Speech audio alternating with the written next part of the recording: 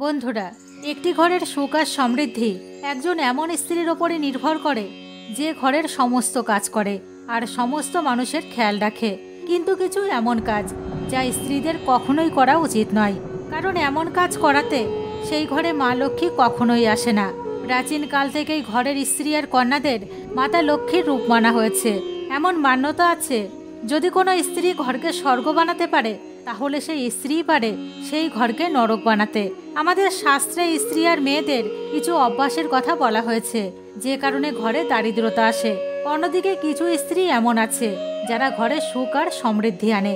বন্ধুরা, আসুন তাহলে জানা যাক মহিলাদের কোন কাজ করা উচিত নয়। প্রথমের কাজ হলো ঝাড়ুতে পা। যে ঘরের মহিলা ঝাড়ুতে পা লাগায় বা পা দিয়ে ঝাড়ুকে লাথি মারে সেই ঘরে কখনোই লক্ষ্মীর বাস হয় না। এমন ঘরে সব সময় দারিদ্রতা ছেয়ে থাকে। মানা হয় ঝাড়ুতে দেবী লক্ষ্মীর বাস। দ্বিতীয় কাজ হলো উনুনে এঁঠো বাসন। যদি আপনার ঘরের মহিলাদের অভ্যাস থাকে চুলাতে তাওয়ার কড়াইয়ের মতন এঁঠো বাসনকে রেখে শুয়ে পড়া, তাহলে এমন ঘরেও মা লক্ষ্মী কখনোই আসে না। এই কাজ গরিবী আর দুঃখের কারণ হয়। এই জন্য রাতে ভুলেও কখনো এঁঠো বাসন রাখবেন না। তৃতীয় কথা হলো লাথি মেরে দরজা খোলা। যে ঘরের মহিলারা পা দিয়ে দরজা খোলে বা বন্ধ করে সেখান থেকেও ধনের দেবী মা লক্ষ্মী বিরক্ত হয়ে চলে যায়। এই জন্য যদি আপনার ঘরে এমন কাজ হয় তাহলে দ্রুততার সাথে বন্ধ করুন। চতুর্থ হলো দরজায় বসে খাওয়া। যদি আপনার ঘরের কোনো মহিলা ঘরের দরজায় বসে খায় তাহলে তা সেই ঘরের বরবাদের কারণ। হিন্দু শাস্ত্রে একে অশুভ মানা হয়েছে। পঞ্চম কথাটি হলো রান্নাঘরে এঁঠো বাসন। যে ঘরের মহিলারা রাতে শুতে যাওয়ার আগে রান্নাঘরে এঁঠো বাসন রেখে দেয় তাহলে তা গরিবীকে নিমন্ত্রণ দেয়। এমনটা কখনো করবেন না। ঘরের সুখ শান্তি বজায় রাখার জন্য সপ্তাহে একদিন সন্দব লবণ দিয়ে সম্পূর্ণ ঘর মুছুন। ষষ্ঠ কথা হলো সন্ধ্যাবেলা ঘর ঝাড়ু। যে ঘরের মহিলারা সন্ধ্যাবেলা বা রাত্রিবেলায় ঘরে ঝাড়ু লাগায় সেই ঘরে দারিদ্রতা আসে। এই জন্য এই অভ্যাসকে ছেড়ে দিন।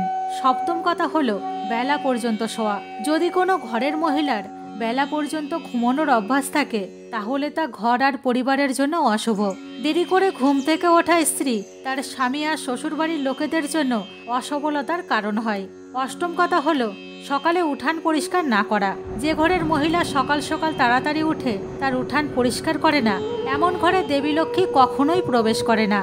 ঘরের মহিলাদের সকালে উঠে উঠানে জল ছেটানো উচিত আর চারপাশ পরিষ্কার পরিচ্ছন্ন করা উচিত। সম্ভব হলে গোবর জলের ছেটা দিন।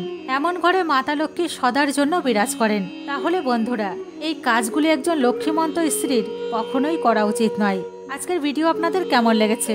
ভিডিও ভালো লাগলে অবশ্যই চ্যানেলটিকে সাবস্ক্রাইব করবেন, সাথে ভিডিও লাইক কমেন্ট শেয়ার করবেন এবং কমেন্টে অবশ্যই লিখবেন জয় মা লক্ষ্মী। ধন্যবাদ।